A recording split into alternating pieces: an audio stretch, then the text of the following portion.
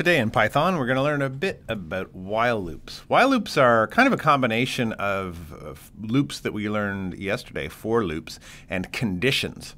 Conditions like if statements. They're kind of a loop that only runs while something is true. So as a simple example, we could set up a loop. Let's create an iterator. We'll call it I. We'll set it to 0. And then we'll say while I is less than 3, we want something to happen. Let's just print out the number is I.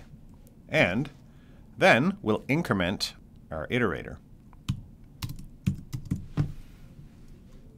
And then let's just print goodbye.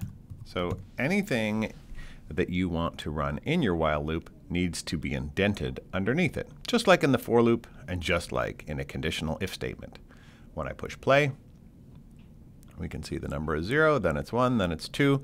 So every time through our loop, first time through, I equals 0. Is 0 less than 3? Yes, so it prints out the number is 0. And then I becomes 0 plus 1, which is 1. Next time through, is 1 less than 3? Yep, the number is 1. And I gets the value of 1 plus 1, which is 2. Is 2 less than 3? Yep, so print out the number is 2, and then I becomes 2 plus 1, which is 3. Is 3 less than 3? No. So as long as this condition is met, it runs the loop. Now, it actually matters where you do the incrementing. So we do it after we print out the message. Let's see what happens if we do it before. I'm just going to copy this whole chunk of code, put it here, and then we'll move the print statement below incrementing the I iterator. Let's push play and see what happens this time. So actually, let's set I back to 0 before it starts. So while I is less than 3, so first it's going to be equal to 0. So 0 less than 3? Yup. And then right away, we say I equals 0, its current value, plus 1, which is 1, and print the number. So it's going to print 1 first. Let's find out if that's true. And we can see it goes 1, 2, 3, instead of 0, 1, 2. So it matters when you do your incrementing in your loop. It'll fundamentally affect how your loop runs. So a while loop will just run as long as the condition is true. And sometimes we need a loop to just run forever within our code. So we can set up a while loop and just say while true. Remember, true has a capital T. And then we could just say print. This loop will go on forever. So this is called an infinite loop, although in some drag and drop block-based programming languages, this is often called a forever loop. So if I push run, you can see this just keeps on going. And it'll never stop until my computer is dead. Now I can push stop, though, to stop the program from running. And we're just going to comment out this code because we don't want it to continue to run later on when we're testing other things. So as an example, the opposite, while false,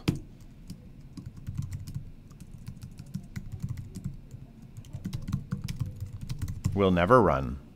So I don't know why you'd ever do that, but just as an illustration, this while loop will never run for any reason because its condition is always false. Okay, so there are often other reasons that you'd use a while loop, not necessarily counting up or counting down. Often, for loops are more frequently used for this type of looping. Often a while loop is used when there's some other condition that needs to be met. You need to keep doing something until something happens, or while something is true, or while something is not true, as an example. So let's just set up a fun example here where we're going to ask for a password from our user. So I'm going to go ahead and just create a variable called password. And initially, I'll set it to none. None is just a keyword in Python that basically means there is no value. So until the user gets the right password, we're going to set up a loop. So we're going to say while password is not equal to my password 1234, which is the greatest password ever. So while it's not that password, that is the password we're looking for. What are we going to do? Well, we're going to get input from the user to enter the password. So if the variable password isn't my password 1234, then we need to ask the user, hey, enter the password. And then we check. If the password is not equal to my password 1234, make sure we type that the same. What do we want to do? We want to print your password is incorrect. And then this while loop will continue to run until the correct password is put in. And when it's finished, we want to print out, all right, correct password. Print correct password. Now check your indentation here. It's really important that the word print correct password lines up with the while loop. This stuff happens under the while loop, and this print statement happens under this if statement.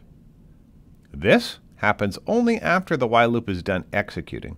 So if the password is incorrect, is basically what this while statement is saying, it's going to continue running. I've missed a colon here. All right, let's run this and see what happens. Okay, enter the password. Well, let's put the wrong password. Hi. Your password is incorrect. Hello. Your password is incorrect. My password 123455. Also incorrect. My password 1234. Correct password. And it exits. So until the user enters the right password, it's just going to keep looping, making them write the right password. Okay, here's another example of a while loop. Let's set up a list to start things off. Let's just put some fruits in the list. Apples, oranges, grapes, kiwi. And what we're going to do is print that list out. I'm just going to go back up here and comment out my password stuff so we don't get bothered by that every time we run our program. So what does it do? It's going to print out our list: apples, oranges, grapes, and kiwis. Sometimes you want to remove items from a list one at a time and do something with them, and keep doing that until the list is empty. And sometimes the best way to do that is with a while loop. So we're going to say while the length of our list is greater than 0. So as long as there are items left in our list, that's kind of what this says. So as long as the length of the list is greater than 0, we want to print removing item list.pop. Remember when we learned about lists, we learned that lists have a function called pop. It just removes the last item from the list and lets you do something with it. So in this case, we're just going to print it out. And we'll assume this is our shopping list. So maybe you're writing a program to help with a shopping list. And as you remove items, it prints them out, and then it removes them from the list. And then let's end this program by printing our list again. So let's walk through it. What does this do? All right, so as long as there are items in the list, meaning the list length is greater than 0, it'll print removing the item, and it'll print out that item, and it will popping, remember, is a function that removes it from the list, And it'll keep popping items until there are no more items left in the list. And then it'll print whatever's left of the list. So let's see what happens when we run.